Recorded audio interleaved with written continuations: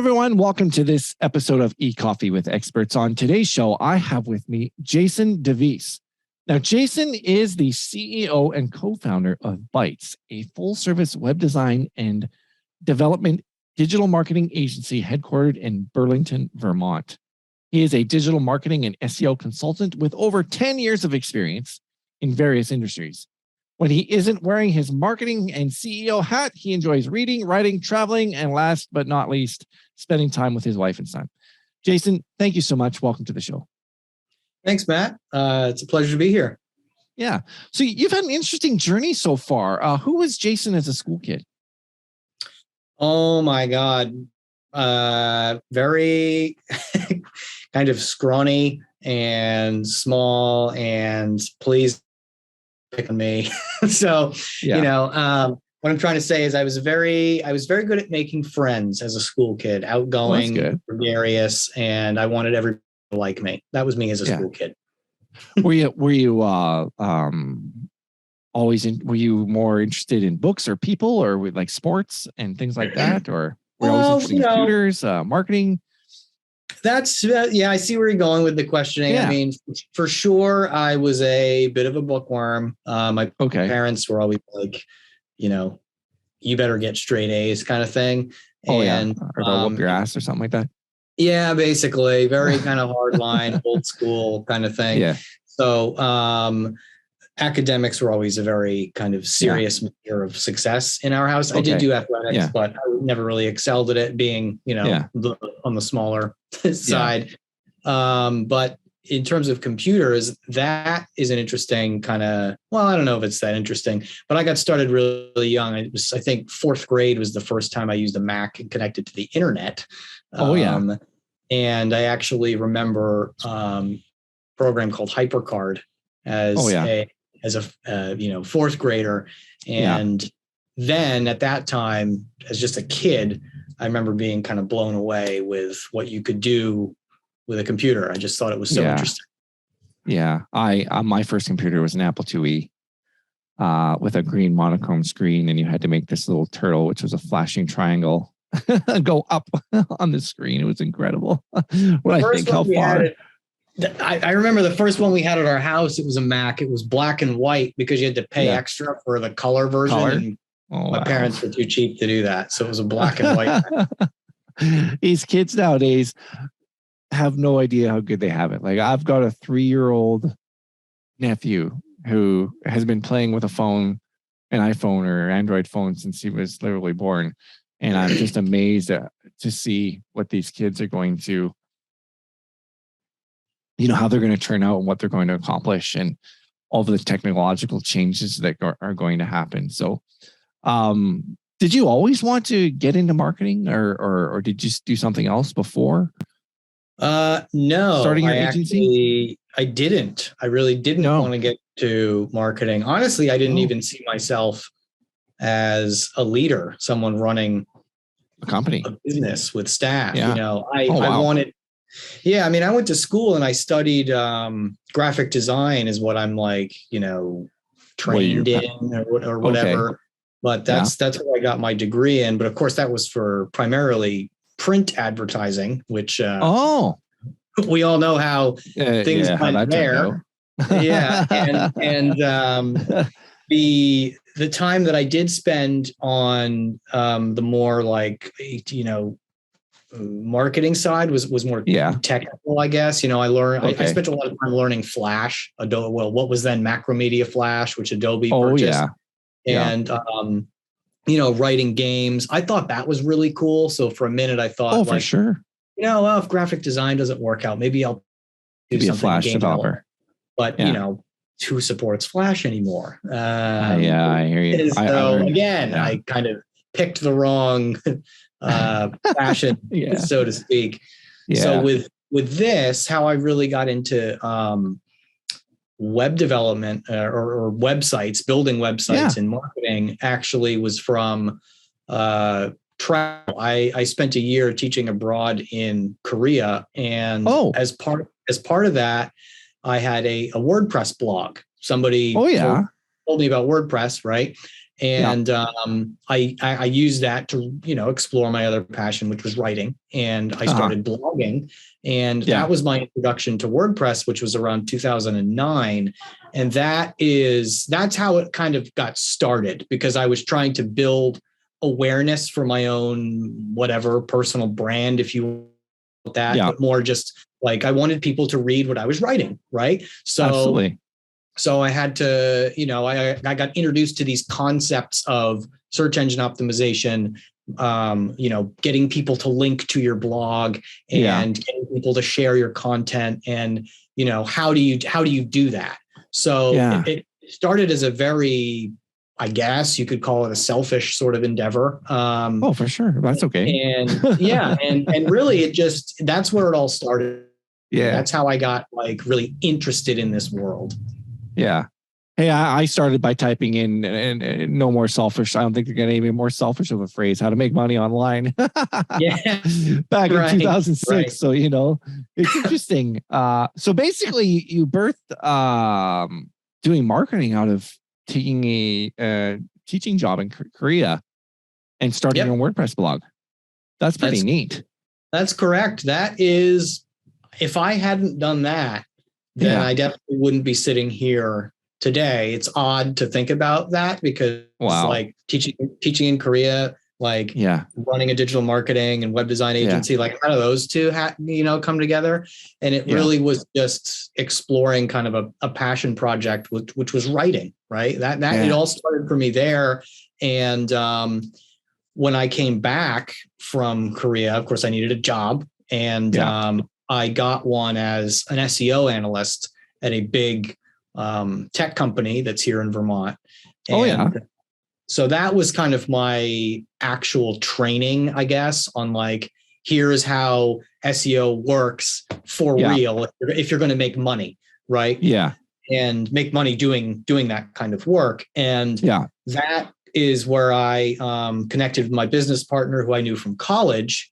And he was actually building websites with WordPress as a freelancer, which I had never seen anybody do. I had never seen anyone actually like create a website with it. Okay. I had only seen other WordPress blogs. So it just kind of connected dots for me on like, oh, wow. Like, okay, I can actually do a lot more with this platform. And that right there was how what was then Burlington Bytes came to be. It was essentially my business partner freelancing and me working as an SEO analyst, and then freelancing, doing SEO on the side, and us kind of coming together and saying, I think we could actually like make money doing this together if we, you, me, Jay, handle kind of the content, creative kind of elements, and then my business partner handling more of kind of the technical, like the business development side of things. So that's how we got started, just as freelancers coming together. And to loop back to what I was talking about earlier, that was really my goal. The goal was like, we'll just make a bunch of money ourselves together freelancing. We're not building a bigger company. Like for me anyway, I always saw it as that of like, let me just make, at the time, I think it was $86 an hour. I'm going to charge that, and it's going to go right to the dome, and I'm going to make way more than I'm making now as a level analyst, Wow.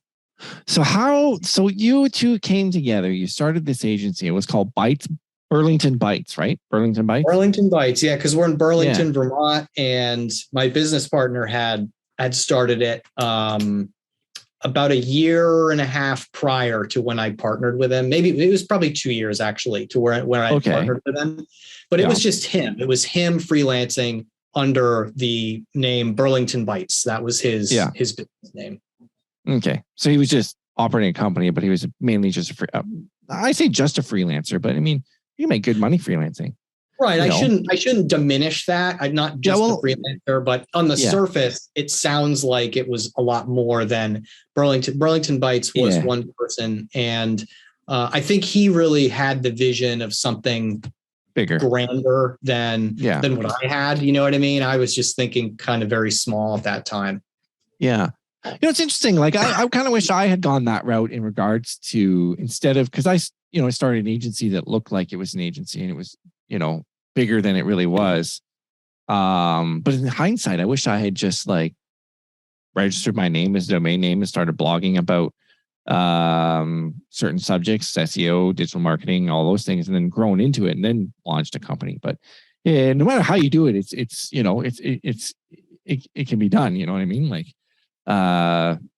there's more than one way to skin a cat. That's what I'm trying to say. So, kudos to you guys for, having the chemistry to be able to come together. What are some of the challenges that you face though, as a result of starting an agency versus just staying small as freelancers?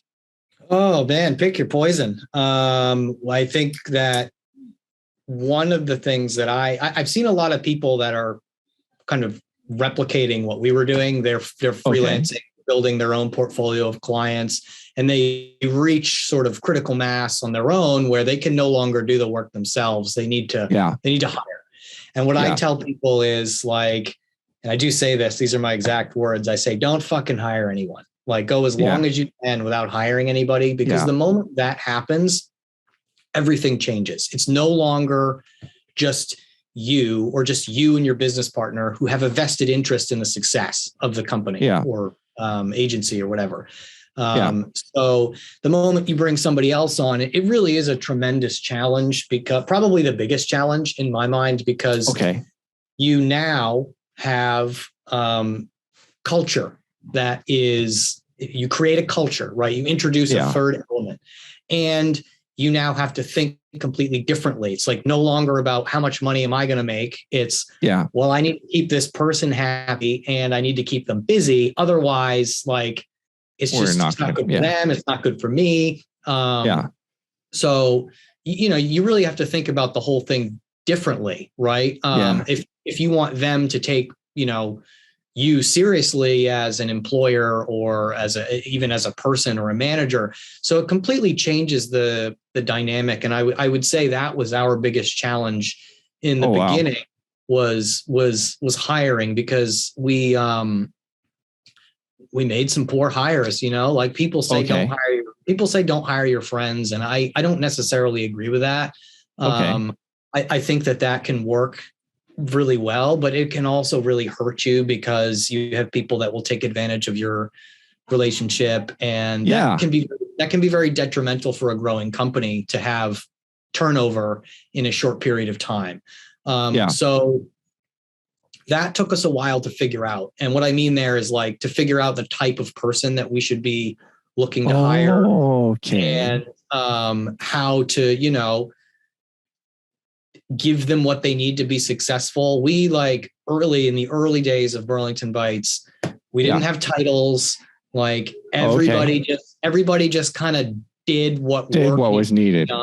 Yeah. It was a very small team. It was tight knit, and that only works for a certain kind of person, right? Some people I think thrive in that environment. Some people really don't. And it can become a lot to ask. And, I look back on that and I think sometimes like, how did we even pull that off? And, there's only, we turned the whole company over, like mind-boggling. At least once. We had people that were core to the success of the business that, 4 or 5 years later, as we were changing and things were growing, they left, they resigned, or, in other situations, they were terminated because it changed so quickly, right? It went from small 4-person, 5-person, 6-person organization in a garage and then a basement to like a, quote unquote, real business where we were creating a management structure and, hiring rapidly and aggressively. And they didn't really see that vision. They were me when we first started. They were thinking like kind of, we're just going to be a small company and we're going to be a small company. I like this ragtag sort of punk operation that's going on here. And that was very challenging to figure that out, because we were just saying yes to everything at the time. And I don't think that vision for what is Bytes Code today, that really didn't exist for many years. Oh, in my interesting. Opinion, my opinion. Okay. I think there was sort of a like, do we go here? Do we go there? You know what I mean? Yeah. That was hard. Oh, man. You know, I can imagine. I've never managed a team of people on a digital marketing agency, even though I'm a digital marketer. I've managed people in a restaurant, but all I can say is that managing people is hard. It's hard work to do that. And so I tip my hat to you guys. How did you finally discover who the right hires were, and how did you figure out who the right person was to hire before you hired them? Like it sounds like you went through some growth challenges in hiring the wrong people. Did you eventually put down to paper, you and your business partner put down to paper, okay, this is who we need for this position. Like for SEO, we need this person. For graphic design, we need this kind of person. For, web design, we need this kind of person. Yes and no. So okay. There's a lot to unpack there. We did early on, I think in 2014, it was 2015, we wrote job descriptions because we went through this exercise of saying that like, we really shouldn't be thinking about we should really be thinking about who we're going to hire and for what role they're going to be in. So we did exactly what you just described. Okay, this is what a technical support engineer looks like. This is what a graphic designer's responsibilities are. Here is a project manager.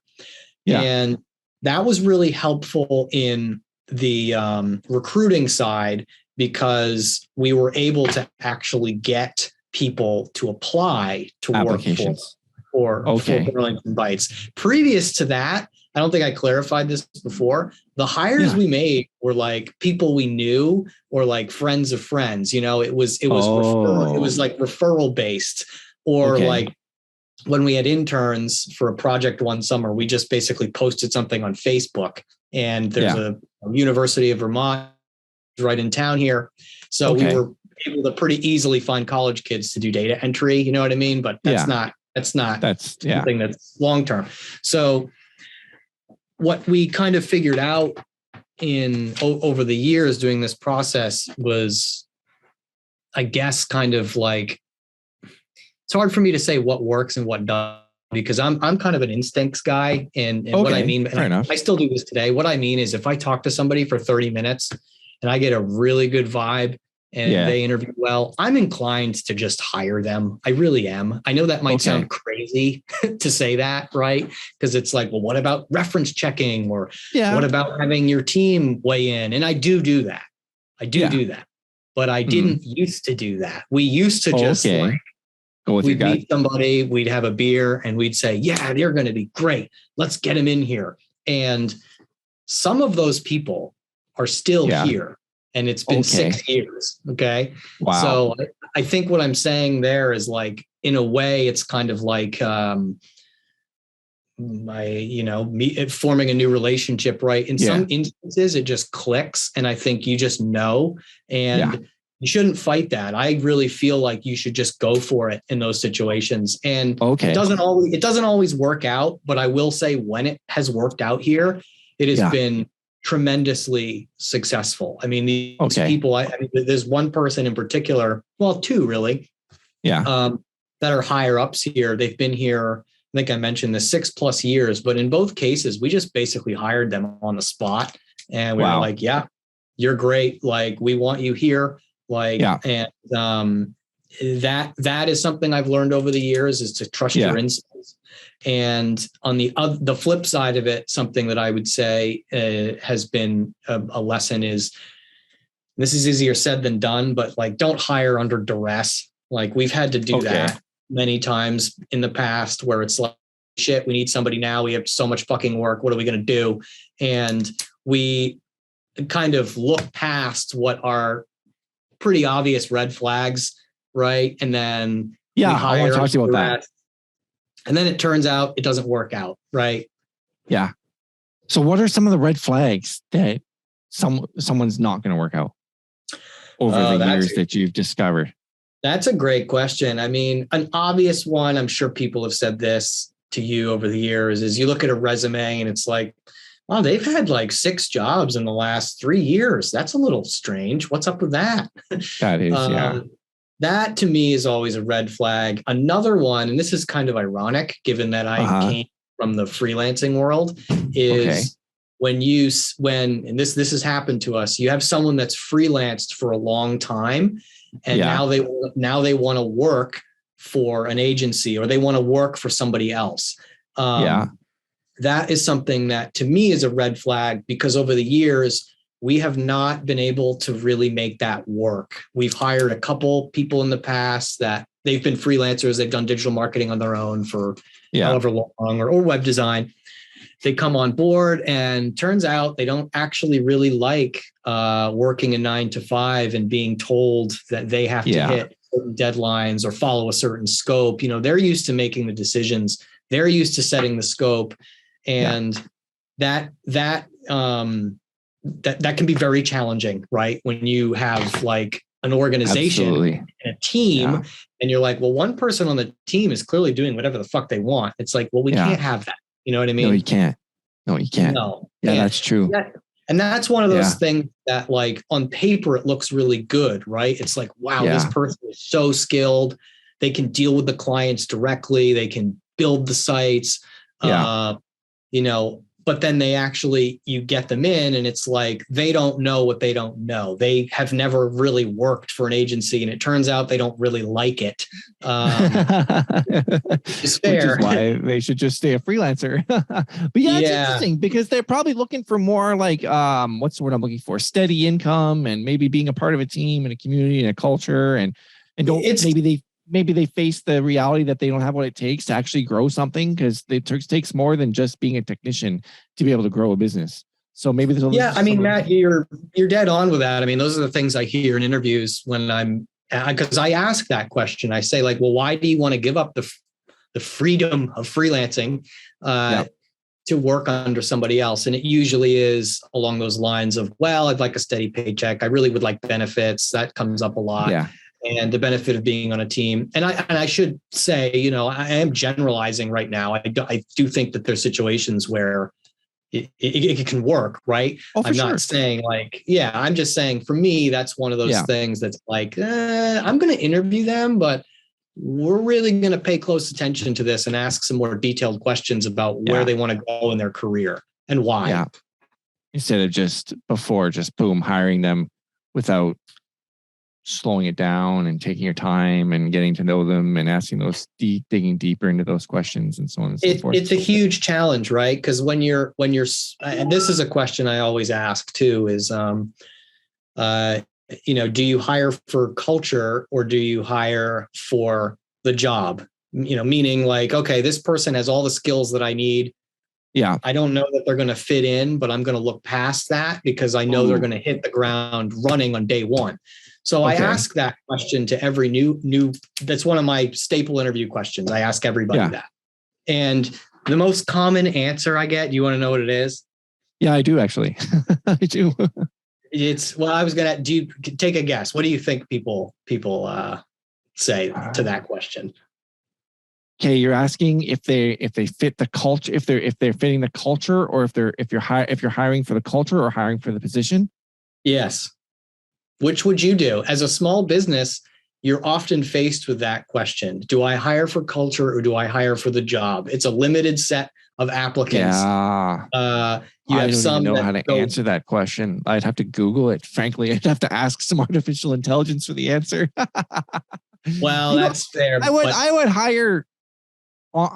Honestly, if you hire someone who does not fit your culture, I think they could really mess up your business.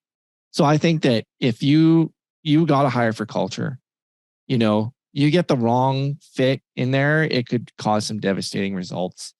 So to me, if I have 2 candidates and one of them is less qualified but is teachable than the other candidate is more expertise, but maybe has certain character traits that are red flags, like arrogance being a big one, because that's a sign of unteachableness and uncooperativeness and all those other things.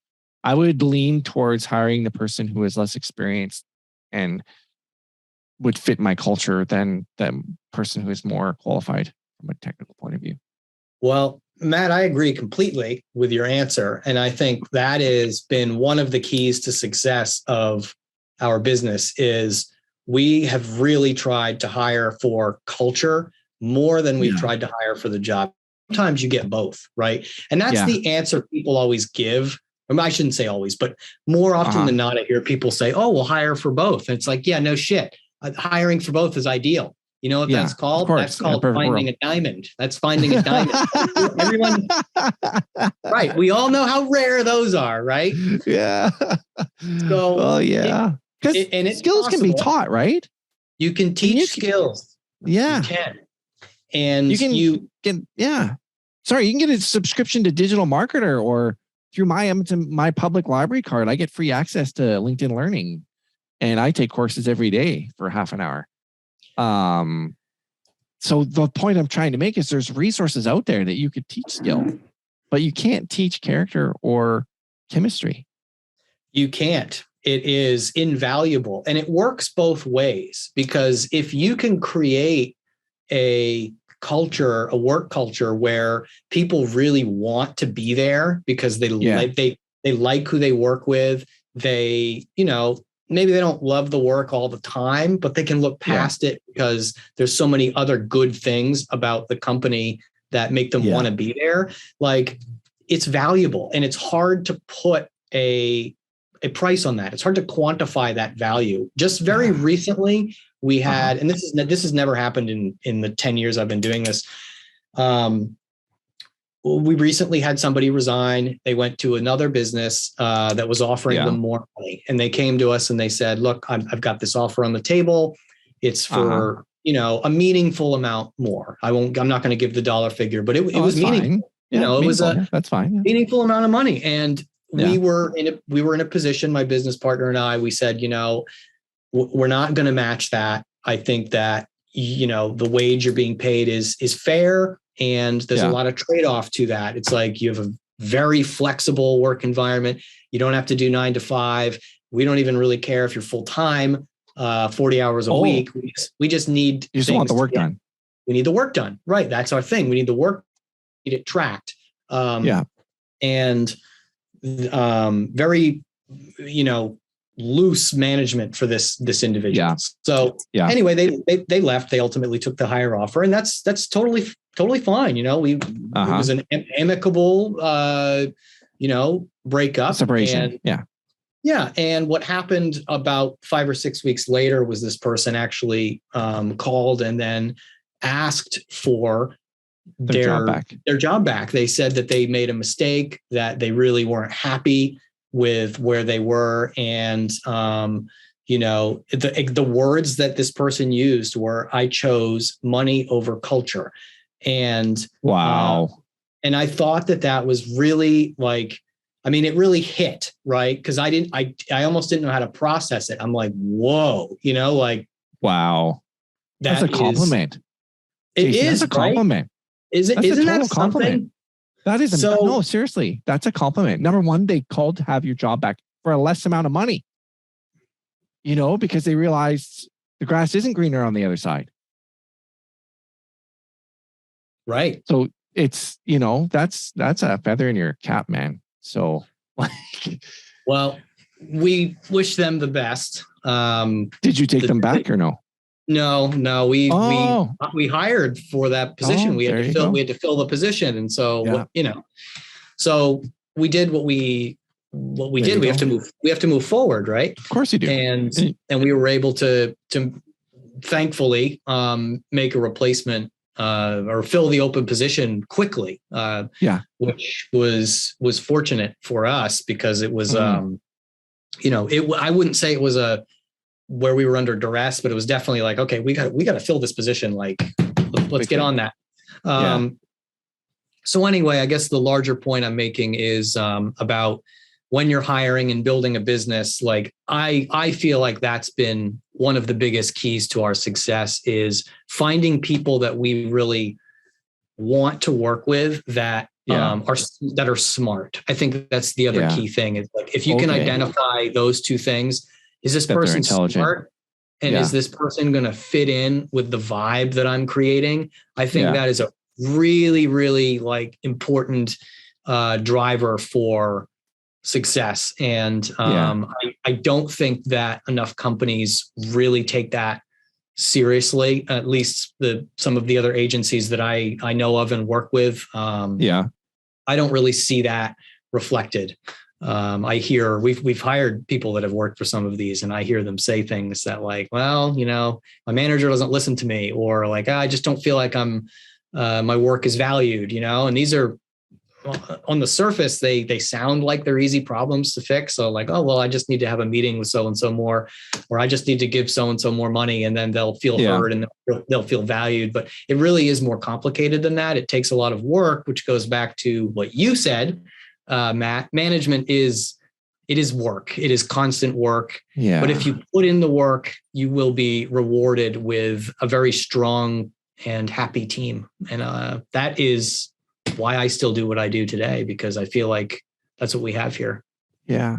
Well, besides giving people money, what are other ways to retain them?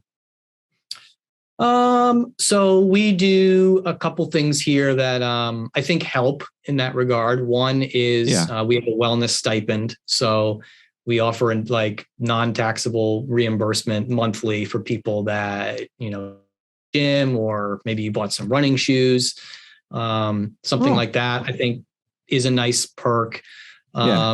We do team outings. We've been trying to get more back into them. Pre-COVID, we used to do frequent team outings. We would go out. We would do like a kickball dinner together or money. Or we go do like tournaments. A beach thing. We do a holiday party, trying to get everyone together to like socialize more.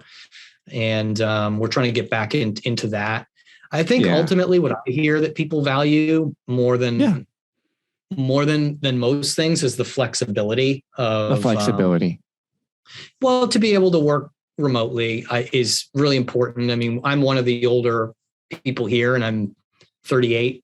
And I hear from most of my staff that they really appreciate the flexibility of being able to, I can come into the office or I can work remotely. There are a lot of companies that I think are moving away from that model of hybrid work, and they want to get back into everybody back into the office. Everybody in the office. You heard President Biden said something months ago. Well, we got to bring everybody back into our downtowns again. I forget exactly what the quote was, but he's basically discouraging this idea of remote work. And I believe that is incorrect. I think that I agree with you.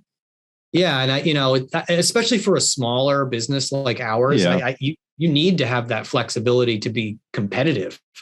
You need it because it's what younger workers want. And it is what they want. You got to give them what they want, right? Like younger workers value life balance over money, which I think is a good thing, to be frank with you. Because my older generation, like I'm 46, you mentioned you're 38, I'm 46. Most people don't believe me when I say that, but whichever. So, people who are older than me, like my dad's generation or whatever, it's like, go, money, make money. All you do is work 12 hours a day and then you work until retirement, and then you enjoy retirement, and then you die a day after retirement. Like, the hell is the point of that? I flexibility, like I work from home. This is my home office. And the company that I work for is, it's interesting. You've said some things that I don't even know if I should say on camera, but like I transitioned from being my own boss to working for Digital Web Solutions. And I'll tell you about the story off camera, but it hasn't been easy, being able to do whatever I want, whenever I want, and to having to all of a sudden follow a 9-to-5 schedule or whatever the case may be. But I've adjusted, and I enjoy what I do. So I couldn't afford to pay all of the people that are involved that make these episodes happen. Like, it just, I think we have 15 people who just do research to find people like you to have on the show. So I don't have the money to pay those 15 people. I don't have the money to pay the video editors or to pay all the other things that are involved in what we do. So, but anyway, but so you were saying it's, the culture and retaining people, the flexibility and the flexibility of being able to work from home and and have a life work balance in the stipends. That's some cool ideas. So you guys eventually reached this point where there's more than just the two of you. You're starting to grow. You're starting to hire people. And you had this name, Burlington Bytes, which, it would be like the same thing as like, I live in the city of Edmonton, of like Edmonton web design. Well, you kind of limit yourself. Like my aunt, she had a music school called Shore Park Music. And I said, listen, if you ever want to grow beyond your own geographical location, you want a franchise or something, you got to change the name. Now, she never changed the name because she just sold the business. But the fact of the matter is, you guys kind of solved that issue and you went through a rebrand. Can you tell me a little bit about that? Yes. So this was in 2018, I think, maybe end of 2017 now. But Burlington Bytes was chosen for its, geographic pairing, right? Yeah. It was kind of an SEO strategy. Yeah. So that's how we'll rank for like Web Design Burlington or SEO Burlington. Yeah. Mm-hmm. And it got to a point where, as you said, we were thinking bigger. How do we expand? Yeah. How do we maybe look bigger without being any bigger? If that makes sense. And totally makes sense. So it kind of started with the recognition that, well, we actually have clients all over New England and, certainly with a concentration in Vermont, but bigger than that, we have clients all over the United States too. And so it's like, why are we limiting ourselves geographically? So that was really the core decision for why to do it. And secondarily,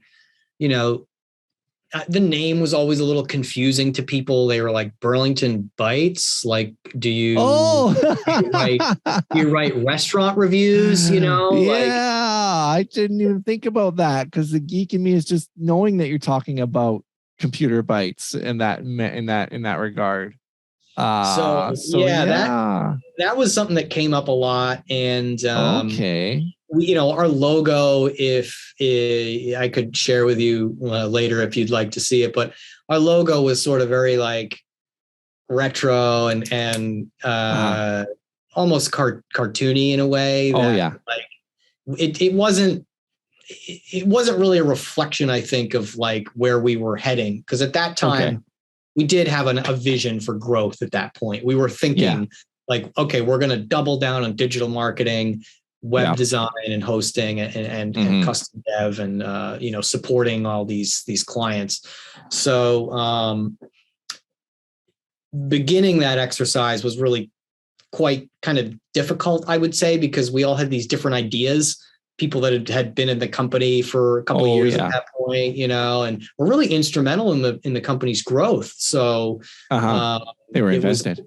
They were very much like invested, and so we really wanted to hear their thoughts and everything. And really challenging, right?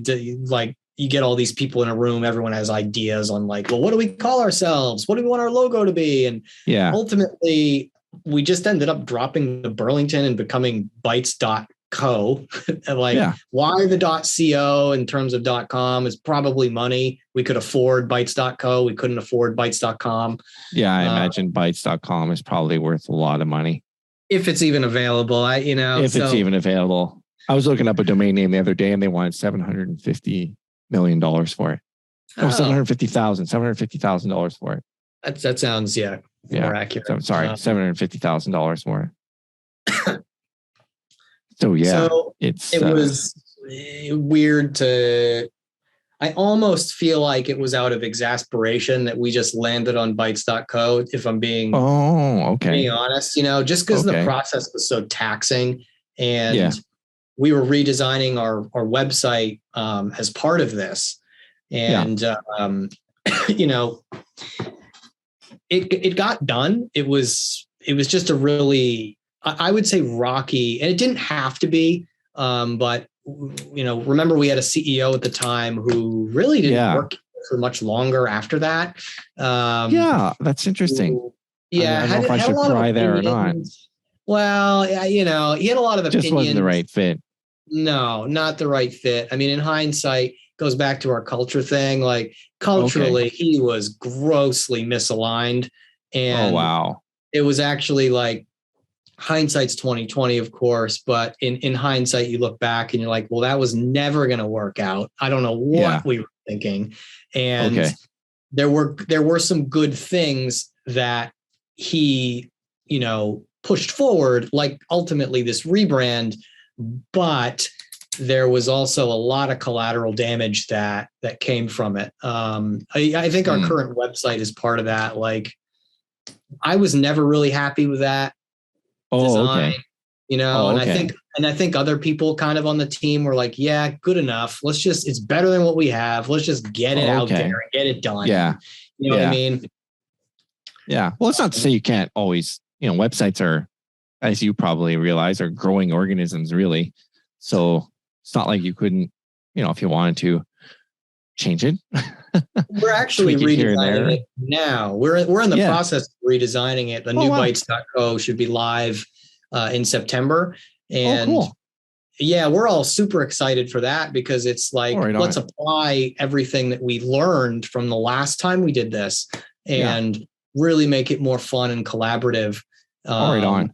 So, and people do tell me they like the current site, and I'm like, that's nice. I'm glad you like it. It's just, I have that kind of, I look at it through a different lens. No, for sure. I hear you. So how did that affect your business? Removing the geo-specific word from the domain and the branding of the business. What result did that have on the business? Were you able to scale and grow? Were you able to get more? Were you able to present yourself? How much growth did you see? So that definitely had a positive impact. That's awesome.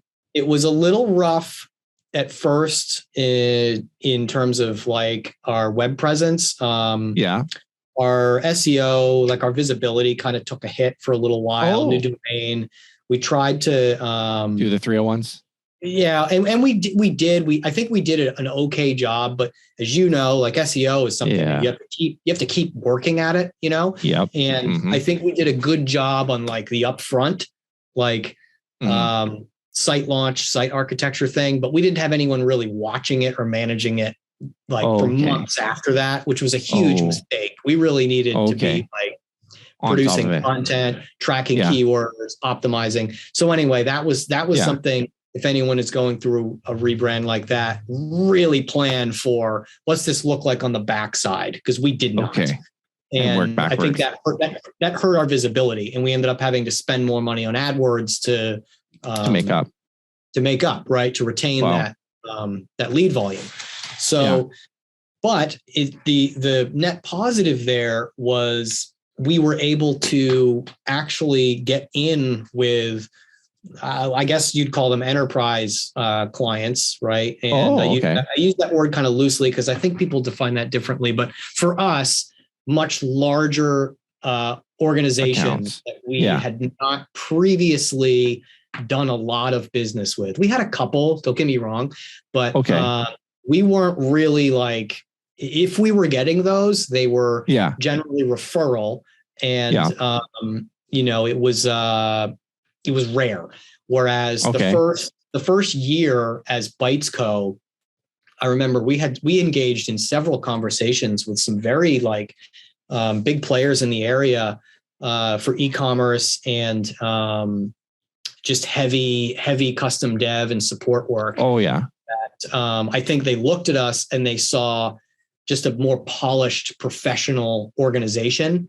And that they definitely would not have seen with Burlington Bytes. Burlington Bytes was the like mom and pop, I understand. Florists down the street, like the bar needs a website a restaurant or something. Bytes Co. was very much like, oh, hey, these guys can build us a awesome like kick-ass e-commerce site and really help us take our digital marketing to the next level. It really presented better. And it sounded better. It sounded like a hip, cool agency gonna like be creative and take us to the next level. That it really did manifest itself in the form of like just larger clients with greater needs and of course more money to spend. So so then you can do more. So we could do more, right? So we were able to break into these accounts that I really don't think we would have been able to get as Burlington Bytes, or if we could have, because remember our team stayed the same. I think that it just would have been much harder to sell ourselves. Whereas the new face really just like it definitely took our marketing game to another level. That's awesome. So in the 12-month following, would you say you had a 20, 30, 40, 50% growth? So from 2018 to 2019, that year, I think we had a 28%, 29% growth. The first year of the rebranding. The first year. Okay. First year. Yeah. It was just under 30%. And that's revenue. Which, I would call a success, frankly. And, right. Like and somewhat anecdotal, right? I'd have to like dig in and say like, where'd the money come from? And I don't have that information offhand, but, then, 2020 was really poised to be another just killer year. And of course the pandemic hit. Pandemic. So for us was was just even keel. We ended up finishing flat, but then 2021, we actually had our best year ever, which was up 23% actually from the previous year. And granted, COVID was not a growth year. I think technically we grew like 2%, 2 or 3% in revenue. COVID was, still up, but absolutely. Hey, if you survived COVID, tip the hat. You know what I'm saying? So COVID was survival. Business were surviving. If you could just survive, I think it weeded out. It weeded out. It weeded out the weak, the market, and people in the marketplace, people who weren't positioned or who maybe weren't as good at what they do, or their business model was broken or whatever. But my hat's off to you for that. That's awesome. So what's the future for Bytes.co? Oh, the future. I was talking about this earlier today. A couple things. I mean, there's a lot that I'm really excited about for the future of Bytes, some of which unfortunately I can't talk too much about, but fair enough. I don't want to. Continuing to grow the business is something that I think we see very much in our future, and that in my view comes in two ways. One is being more focused on e-commerce. I think that there is still so much opportunity in the world of e-commerce right now. I think there's something like $1 trillion is going to get spent online this year, according to Adobe's own study that they released recently, or maybe it was last year. The point is, the pandemic accelerated all of this spending online, and absolutely by 2 years minimum. Right. 2 years minimum. Is that what it is? Yeah, minimum 2 years. Yeah, accelerated online shopping a minimum 2 years, 2 to 5 years. So we're positioned really well to capitalize on that. So that's an area where we're really trying to just flex more and get in with, larger brands that are looking to grow and expand online. And that pairs well with the other side of where we're trying to really grow, which is the digital marketing business. We're a little bit, I don't want to say behind, I guess, but I mean, maybe I do. I don't think we've done enough to innovate on the digital marketing side here for a few years. And so much has changed with how, like personalization at scale. How does that fit into a digital marketing strategy? A/B testing using something like Google Optimize, or some of these really cool, like UI, UX cool tools, like Hotjar is one. I'm plugging all these companies, but they're great tools. There's no doubt about it. Great tools, and we're really starting to leverage them and apply the knowledge that we're gaining, so to help these companies make more informed decisions about how to approach a redesign. For example, it's not just like, hey, mock up something for me that your designer thinks is cool. It's like, well, let's look at where the data points are today, right? And then let's use that to help us kind of inform what we do next. So really trying to to innovate a lot more on that side. And there's some really interesting, like, AI driven, like, audience builder tools out there that are available to work in this cookieless world that we're living in. So ways to leverage first party data.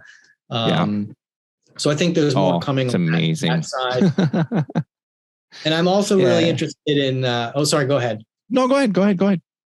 Well, I'm going to say I'm also interested in the kind of exploring sort of where we talked about companies that kind of couldn't quite make it in the COVID world. I think there's a lot of opportunity to kind of see what's there to pick up. And what I mean is, like, plugin development is something we've been looking at, where years ago we started to kind of dip our toes into this, and we have some plugins on the WordPress repo. We haven't touched them in so long. And meanwhile, they've been accumulating real users, right? Yeah. Like, to the point where we're like, people are asking us to support this stuff. Like, how do we do that? We don't actually charge for this. Like, do we charge for it? So that's something we're starting to explore, is like, that's neat. Do we pivot to products or create a product division? How do we fund that if we do it? Because we're, we're an agency that's, like most agencies, tied to billable work. So service hours, billable hours. Yeah, billable hours. Just like lawyers. Yeah. Right. Just like lawyers. But I think that's something that really gets me excited, because I think there's a ton of opportunity in the marketplace still for plugin or app development in the WordPress space. So I totally agree with you. What it means for us, I don't know yet, but I do know that we do have some stuff out there that we're going to take a closer look at and figure out what to do with it. Absolutely. Hey, what's one takeaway? I want to thank you for being here. What's one takeaway that you'd like people to get from this episode?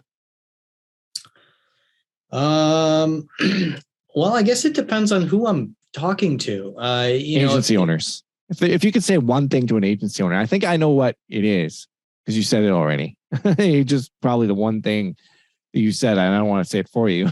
But don't hire the wrong people. Culture. Yeah, hire for culture. Don't hire for culture. Yes, that would be the thing I would say. To people is they're the most important thing that you have as an agency. If you're like Bytes Co., your people are your only real asset.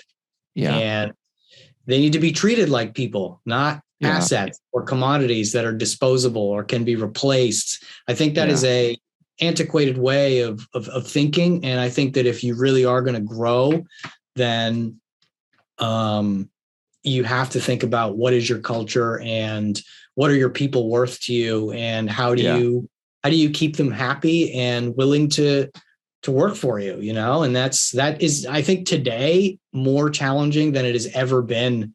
At least for me, from what I've seen. And this is going back, to when we were just like 10 years ago. Was just making, you and your didn't partner. really know what we were doing, making all sorts of mistakes and, hiring people. I think now it's harder than ever. But if you can make it work, it's worth it in the long run, because that's ultimately how you separate yourselves from the rest. And in my view, it's the team that you have and the customer experience that you can deliver. And that comes from your team. I think for sure. I wish it could come from me every time, but I don't have time, No, you don't. So how do you level everybody else up? That's the thing to think about. Right on. Hey, Jason, how can our listeners connect with you online? They can connect with me. I'll give out my email. It's jason@bytes.co, bytes.co. Anyone's free to email me and ask me anything they'd like, and I'll respond to you. And I'm also on LinkedIn. You can find me, Jason Di Vece, D-I-V as in Victor, C-E. You can also go to bytes.co and find me on the team page. There's a link to my LinkedIn profile. You're pretty. Oh, fantastic. And we'll make sure to put it in the show notes as well. But I want to thank you for taking time out of your day. This has been a very, very, very, very interesting conversation. I'm sure our audience is going to find so as well. So I really want to thank you. I've been, it's been a pleasure having you here. Matt, thank you. I've really enjoyed being here. I'll be honest with you. This is the first time anyone's really like interviewed me like this, I guess. Yeah. Oh, right on. Well, it's a pleasure. Awesome. So it was fun. It's definitely fun. And I'm glad that you reached out and I was able to do this today. Right on. Thank you very much.